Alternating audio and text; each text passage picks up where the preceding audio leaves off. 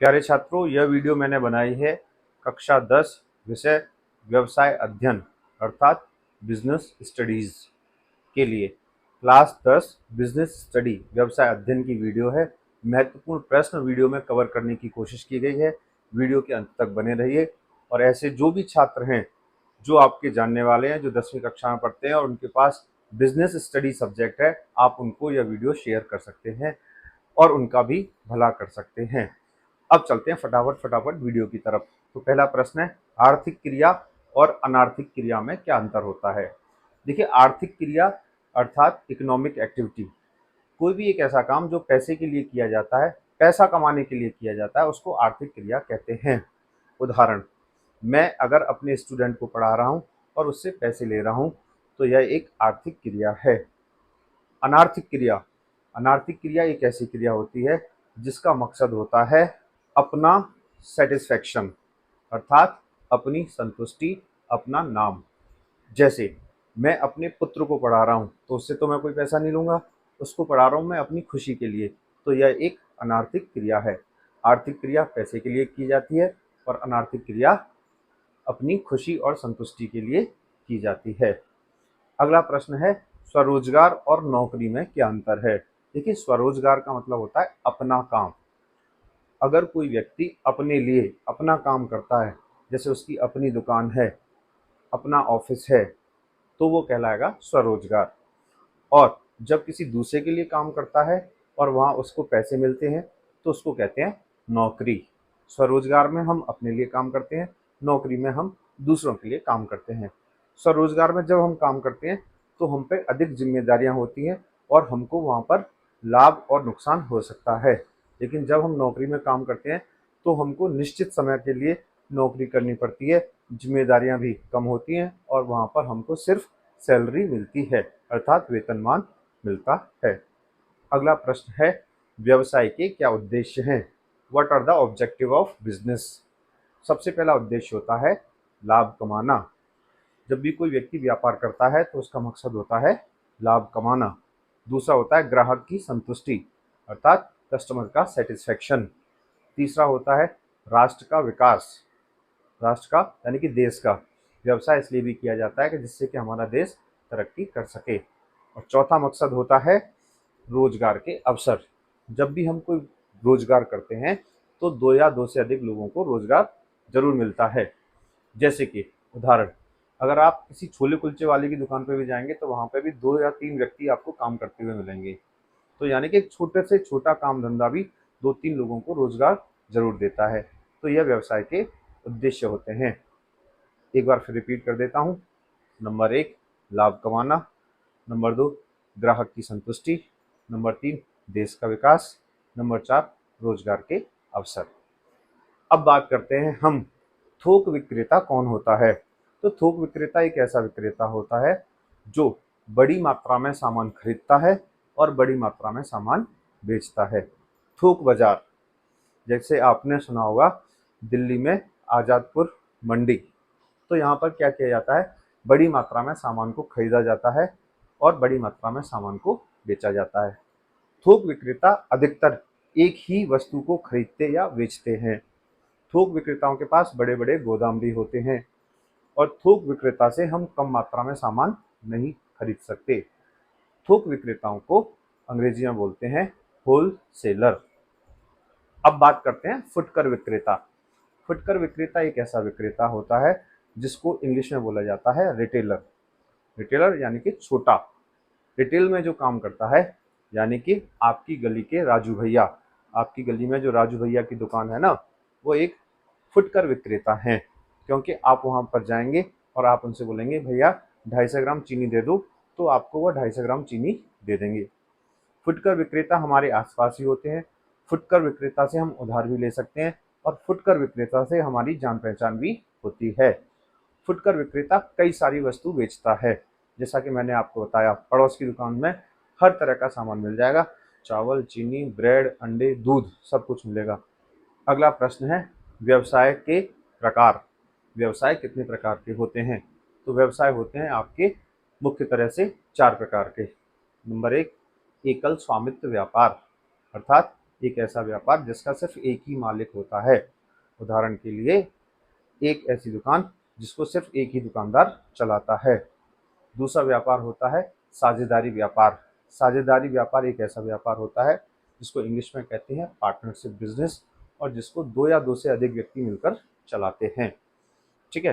तीसरा होता है संयुक्त हिंदू परिवार व्यवसाय। संयुक्त हिंदू परिवार व्यवसाय एक ऐसा व्यवसाय जो पीढ़ी दर पीढ़ी चला आता है, जैसे कि Panna Lal and sons jewellers. ऐसा व्यवसाय हिंदुओं में होता है, पीढ़ी दर पीढ़ी चला आता है, जैसे कि सुनार की दुकान। यह व्यवसाय भरोसे पर चलता है और एक पीढ़ी के बाद दूसरी पीढ़ी को यह व्यवसाय सौंप दिया जाता है। संयुक्त हिंदू परिवार व्यवसाय में महिलाओं को व्यवसाय में शामिल नहीं किया जाता। महिलाओं को घर पर ही रखा जाता है, उन्हें दुकान पर नहीं बिठाया जाता। चौथा व्यापार होता है हमारा सहकारी समिति। सहकारी समिति क्या होती है? जब ऐसे व्यक्ति जिनकी सोच एक जैसी हो, जिनका कार्य करने का अनुभव एक जैसा हो, वो क्या करते हैं, कुछ निश्चित मात्रा में अपने पैसे लगाते हैं और किसी भी काम को करते हैं। जब काम करने के बाद प्रोडक्ट तैयार हो जाता है तो वो उसको बेच देते हैं और उसके बाद जो भी लाभ होता है उसको बांट लेते हैं।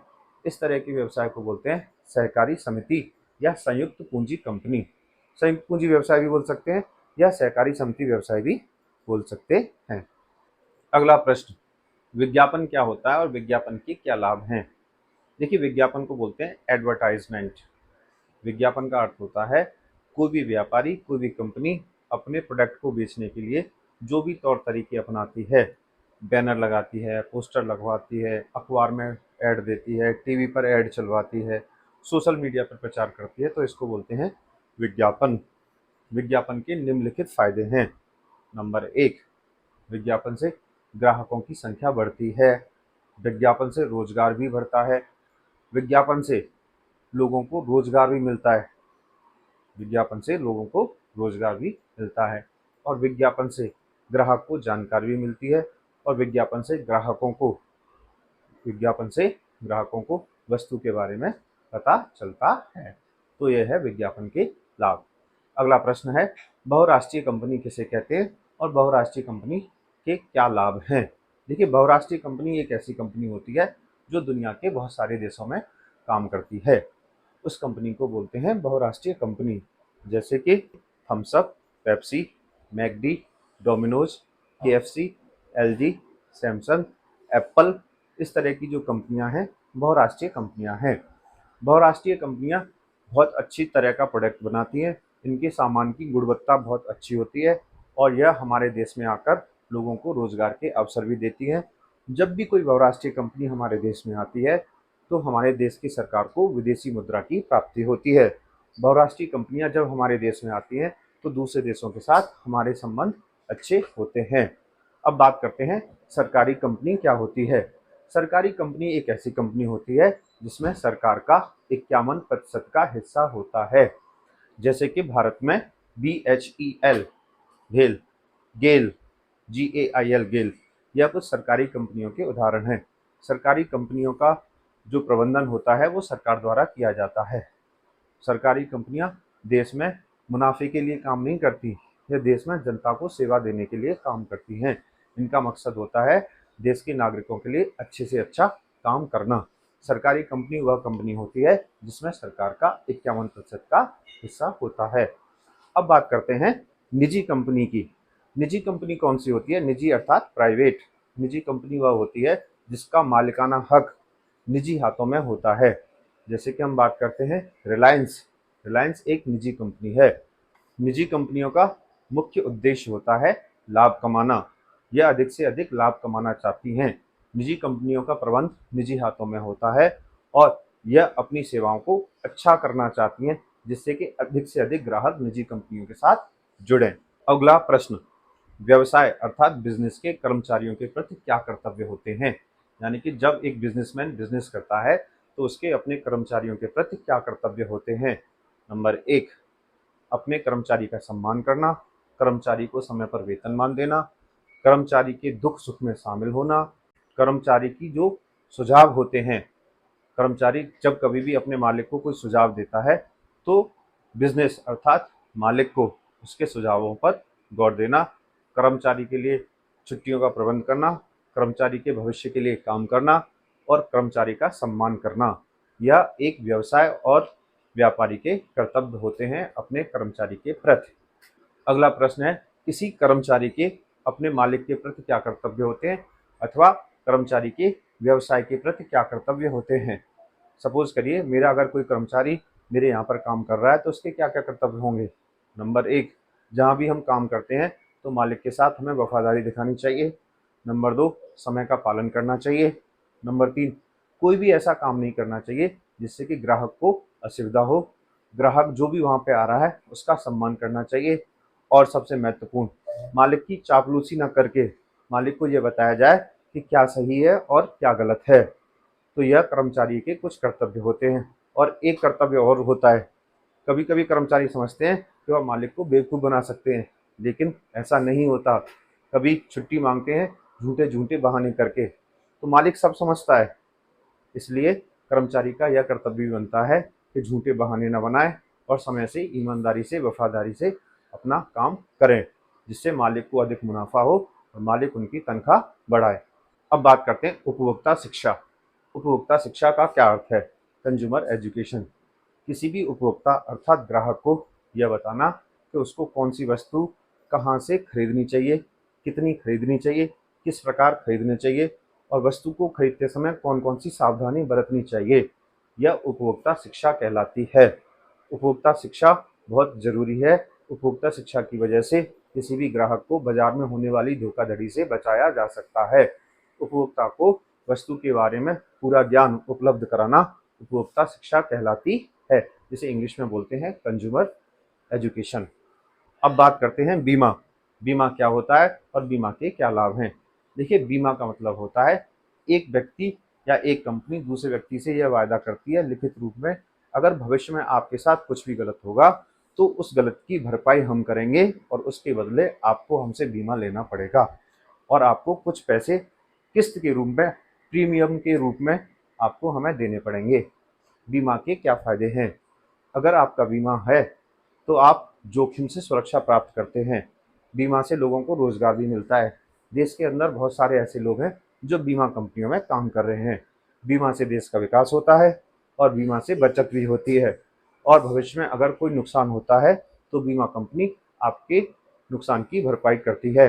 बीमा कई प्रकार के होते हैं, जीवन बीमा, वाहन का बीमा, चोरी से बीमा, पशु का बीमा, आग का बीमा और चिकित्सा बीमा। इसलिए आपको बीमा करवाना चाहिए। बीमा देश के हित में होता है और बीमा से देश की तरक्की होती है। अगला प्रश्न, बैंक। बैंक एक ऐसा स्थान होता है जहाँ पर कोई व्यक्ति जाता है, अपने पैसे जमा करता है, अपना खाता खुलवाता है, पैसे ब्याज पर लेता है और पैसे जमा करता है, लॉकर सुविधा लेता है, एटीएम कार्ड लेता है और डेबिट कार्ड लेता है, क्रेडिट कार्ड लेता है। आपका भी किसी न किसी बैंक में कोई ना कोई खाता जरूर होगा। बैंक दो प्रकार के होते हैं। नंबर 1, व्यावसायिक बैंक। व्यावसायिक बैंक यानी कि जहाँ पर हम लोग जाते हैं। और एक होता है केंद्रीय बैंक। तो सबसे पहले बात करते हैं व्यवसाय बैंक। व्यवसाय बैंक के क्या कार्य हैं? तो व्यवसाय बैंक के कार्य निम्नलिखित हैं। व्यवसाय बैंक में हम अपना खाता खोल सकते हैं। व्यवसाय बैंक से हम एटीएम कार्ड ले सकते हैं।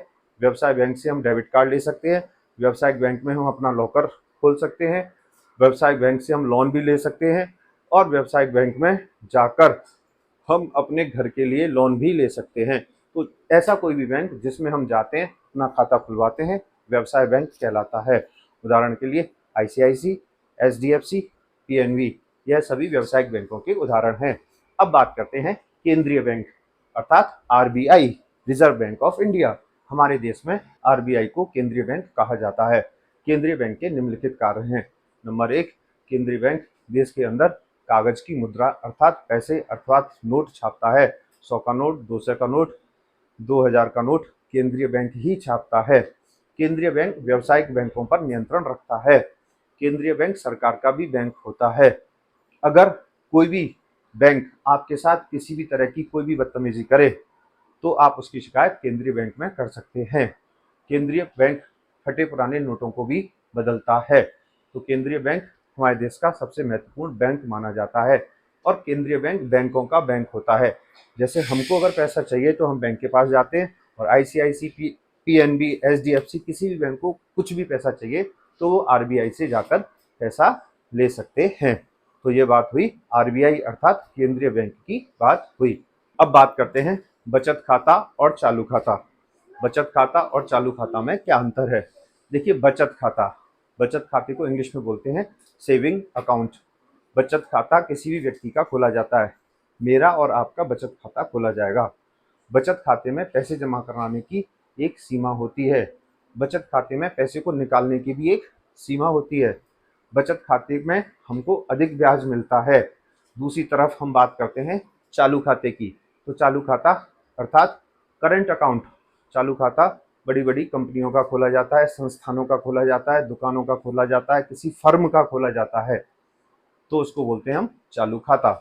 चालू खाते में पैसे जमा करने की और पैसे निकालने की कोई भी सीमा नहीं होती। आप एक दिन में कितने भी पैसे जमा कर सकते हैं और कितने भी पैसे निकाल सकते हैं।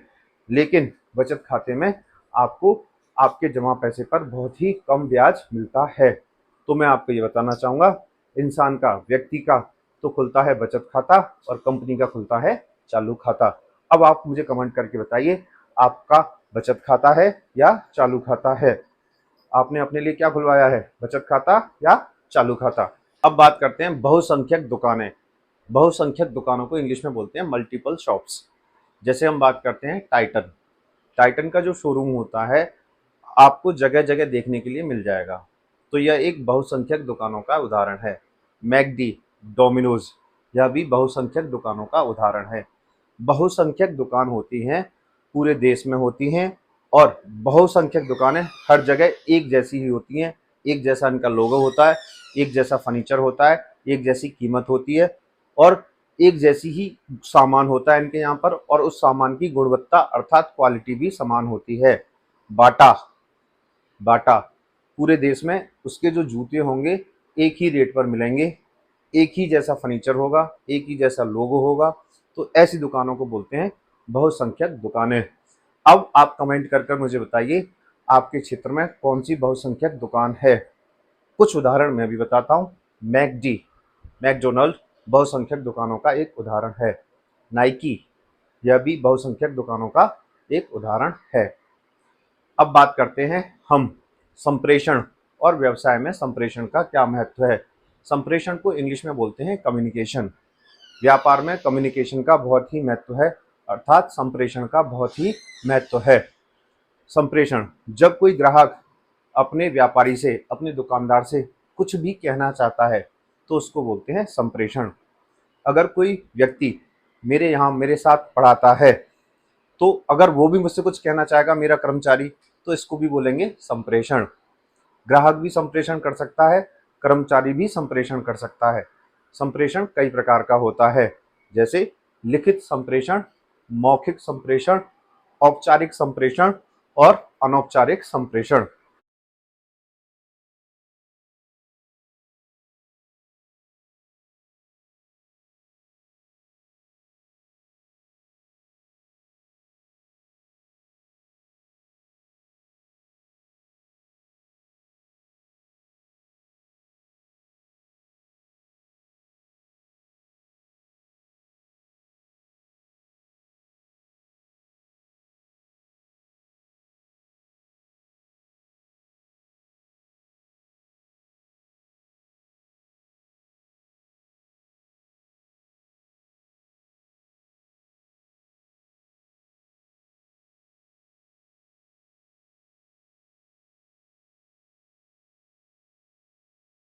अब बात करते हैं व्यवसाय में बृहस्पतिकरण। बृहस्पतिकरण को इंग्लिश में बोलते हैं आउटसोर्सिंग। आउटसोर्सिंग का मतलब होता है, जब कोई व्यापार चल रहा है तो जरूरी नहीं है कि वो व्यापार कर्मचारी या काम करने वाला सारा काम खुद ही करे। मैं आपको एक छोटा सा उदाहरण बताता हूँ। जैसे मेरी एक दुकान है फर्नीचर बनाने की, जहाँ पे मैं लकड़ी का फर्नीचर बनाता हूँ और मेरे पास बहुत सारा काम आता है। तो मैंने क्या किया, उस काम को किसी दूसरे व्यक्ति को दे दिया और कहा कि यह काम तुम मेरे लिए कर दो। वह व्यक्ति मेरे लिए काम कर देगा। तो इससे क्या होगा, मैंने अपने काम को आउटसोर्स कर दिया, यानी कि बाहर करवा लिया। इससे क्या होगा, मुझ पर काम का दबाव कम रहेगा और जो काम की गुणवत्ता है वह भी बनी रहेगी, क्योंकि जब मेरे पास बहुत सारा काम हो जाएगा तो मैं काम या तो जल्दी जल्दी करूँगा या फिर खराब करूँगा। इसलिए मैं आउटसोर्सिंग कर देता हूँ और उस काम में ज़्यादा मुनाफा ना कमा के थोड़ा बहुत मुनाफा कमाऊँगा, लेकिन ग्राहक से मेरे संबंध अच्छे बने रहेंगे। इस तरह के काम को बोलते हैं आउटसोर्सिंग, यानी कि बाहर के व्यक्ति और बाहर के स्रोत द्वारा किसी भी काम को करवा लेना, इसको बोलते हैं हम आउटसोर्सिंग। आजकल ये बहुत हो रहा है। अब बात करते हैं उपभोक्ता के अधिकार। उपभोक्ता एक ऐसा व्यक्ति होता है जो बाजार जाता है, बाजार में जाके सामान खरीद के लाता है और सामान को प्रयोग करता है। उदाहरण, अगर आप बाजार गए, बाजार में से मोबाइल खरीद के लेके आए और मोबाइल को आप प्रयोग करने लगे तो आप मोबाइल के उपभोक्ता माने जाओगे। अब बात करते हैं उपभोक्ता को क्या क्या अधिकार होते हैं। नंबर 1, चयन का अधिकार, अर्थात अपनी मर्जी से वस्तु को चुनने का अधिकार। नंबर 2, सुरक्षा का अधिकार, यानी कि कोई भी ऐसी वस्तु ना खरीदे जिससे कि उसको कोई भी नुकसान हो। उदाहरण के लिए, अगर हम बाजार जा रहे हैं और कोई क्रीम लेके आते हैं चेहरे पे लगाने की, तो उसको चेहरे पर लगाने के बाद हमारे चेहरे पर किसी भी तरह की एलर्जी नहीं होनी चाहिए। अब बात करते हैं सुनवाई। अगर ग्राहक के रूप में हमारे साथ कुछ भी गलत हुआ है तो उसकी सुनवाई होनी चाहिए, और सुनवाई कहाँ पे होगी? उपभोक्ता अदालत में, कंज्यूमर कोर्ट में। उपभोक्ता अदालत में ग्राहक की समस्याओं का समाधान किया जाता है। सुनवाई का अधिकार, चयन का अधिकार, सुरक्षा का अधिकार, यह उपभोक्ता के कुछ अधिकार होते हैं, और इसी को दूसरा नाम दिया गया है उपभोक्ता संरक्षण, अर्थात कंज्यूमर प्रोटेक्शन। कंज्यूमर को धोखाधड़ी से बचाना कंज्यूमर प्रोटेक्शन कहलाता है। अब बात करते हैं सफल उद्यमी अर्थात सफल व्यापारी के क्या क्या गुण होते हैं। उद्यमी, व्यापारी और व्यवसायी तीनों का मतलब एक ही होता है। सफल व्यवसायी के क्या गुण होते हैं? अगर आप व्यवसाय में सफल होना चाहते हैं तो आपको क्या क्या गुण होने चाहिए? नंबर 1, ग्राहक का सम्मान कीजिए, समय पर अपनी दुकान खोलिए, ग्राहक से झूठे वायदे मत करिए, दुकान पर आने वाली महिलाओं का सम्मान करिए और ग्राहक को सही सलाह दीजिए। और सबसे बड़ी बात, अगर आप सफल होना चाहते हैं तो आपको अपने व्यापार की समझ होनी चाहिए, और आपको बाजार की भी समझ होनी चाहिए, और आपकी समझ यह भी होनी चाहिए कि बाजार में कौन आपका कॉम्पिटिटर है, यानी कि आपका किससे कंपटीशन है और वो क्या बेच रहा है और आप क्या बेच रहे हैं। और सबसे बड़ी बात, आपको टेक्नोलॉजी की भी समझ होनी चाहिए, अर्थात तकनीकी की भी समझ होनी चाहिए कि बाजार में आज के समय में कौन सी टेक्नोलॉजी चल रही है। अगर आप टेक्नोलॉजी का प्रयोग नहीं करेंगे तो बाजार में आप आउटडेटेड हो जाएंगे, अर्थात आप बाजार से बाहर हो जाएंगे। अब बात करते हैं ई कॉमर्स।